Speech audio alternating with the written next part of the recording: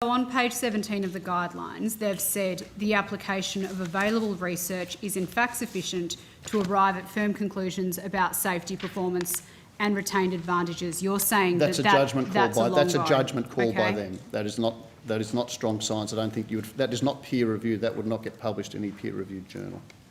Could you please point me to the science in the guidelines that relates to your point on strength, stamina and physique? The guidelines were never intended to be a scientific document and were never intended to be a medical document. They are directed at sport administrators to advise sport administrators how they could, if they so choose to, operationalise the Act. Are you effectively conceding that your guideline, which states that participation in sport should be based on a person's affirmed gender identity rather than their sex, does not contain any science specifically analysing the safety and fairness of this proposition on women's sport? No, I don't concede that at all. But you've just said that the role of the guidelines was for it to be effectively a legal interpretive document rather than a scientific report. The purpose of the guideline in the first instance is to advise organisations how they can act lawfully against the Act, but it makes it very clear that there's definitely science around the role of testosterone.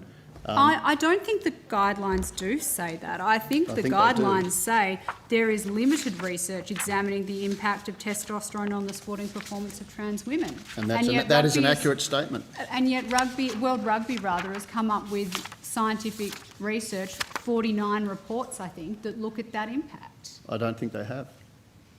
They have looked at a range of scientific studies, and none of which that have involved female transgender athletes, and they've made suppositions from that, and they've decided that there's enough information in there to make them cautious.